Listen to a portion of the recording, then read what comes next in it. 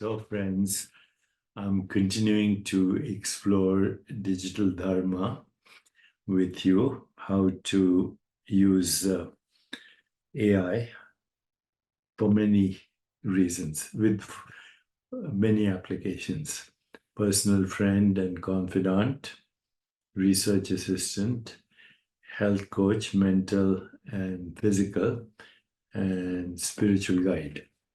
So in that context, now you know I also have digitaldeepak.ai, which you can go to from your browser and ask any question in those areas, of course, health, well-being, technology, spirituality, consciousness. And you can engage with digitaldeepak.ai. You don't need an app. You can just use your browser. And the book and digitaldeepak.ai, which is currently available, will work together to answer your queries.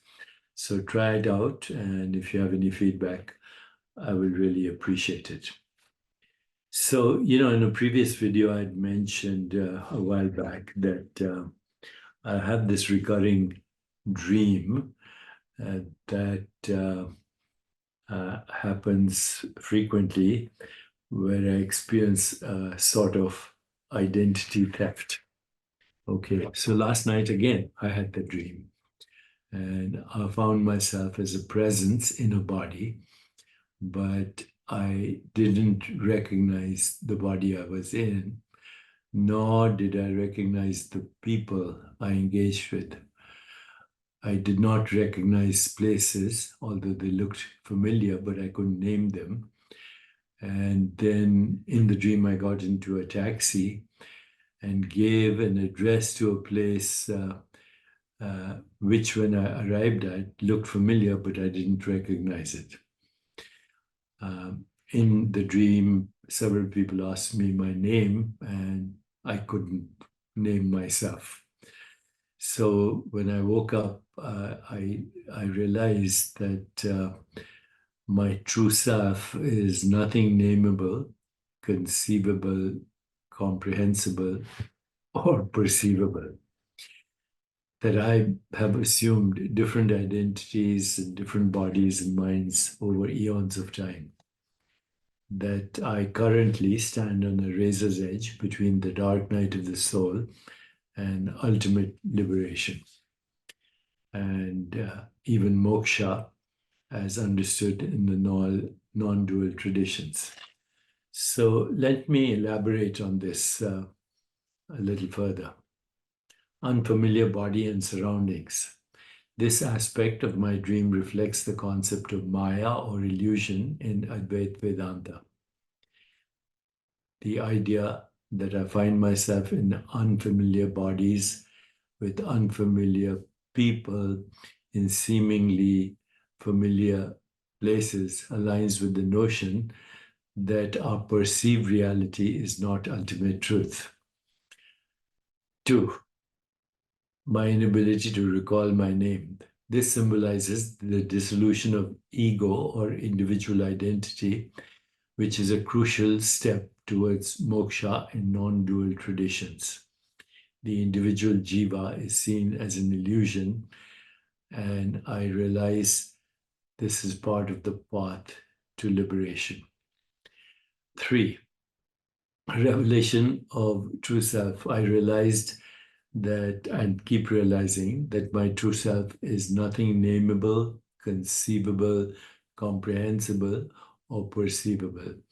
It strongly resonates with the concept of Brahman in Advaita Vedanta. Brahman is described as neti, neti, not this, not this, not this, emphasizing its ineffable nature. Standing on the razor's edge, this metaphor is particularly apt in the context of moksha. The dark night of the soul could represent the final stages of ego dissolution, which can be a challenging and disorienting experience. The ultimate liberation refers to moksha itself. So, moksha in non dual traditions like Advaita Vedanta is the liberation from the cycle of samsara, this illusory recycling and evolution into different identities. It's akin to the realization of Atman, the individual self, as Brahman, the universal self. Dissolution of the ego, the inability to recognize myself or recall my name in the dream symbolizes the dissolution of that individual, um, temporal, changing identity, which is a key aspect in achieving moksha or liberation. Transcendence of time and form, my understanding that I've assumed different identities over eons of time reflects the transcendence of temporal and physical limitations, which is part of moksha. Maya and reality, my dream's surreal nature with familiar yet unrecognizable elements, mirrors the concept of Maya, the illusory nature of perceived reality. The precipice of liberation, my feeling of being on a razor's edge between darkness and liberation, echoes what I assume are the final stages of the spiritual journey towards moksha, where I stand at the threshold of realization. In conclusion, my dream and insight seem to be a profound reflection of core concepts that have been explained in non-dual traditions, particularly those related to moksha. All these experiences suggest a deep intuitive understanding of the nature of self, reality, and liberation as conceived in these great traditions.